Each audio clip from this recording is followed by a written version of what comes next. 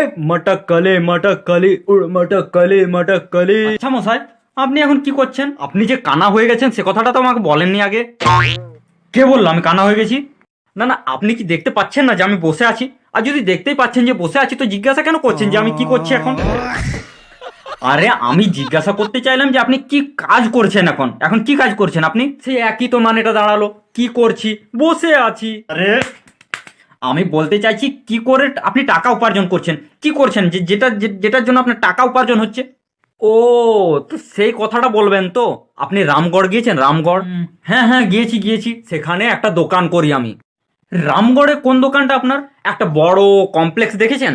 ওটাই আপনার? আরে না মশাই, ওটার পাশে একটা বিল্ডিং আছে বড় মতো, ওটা নিশ্চয়ই আপনার। আরে না, ওটাও না, ওটার পাশে একটা ছোট্ট পাড়া বিল্ডিং আছে, ওটা তো পাক্কা আপনারই তাই না?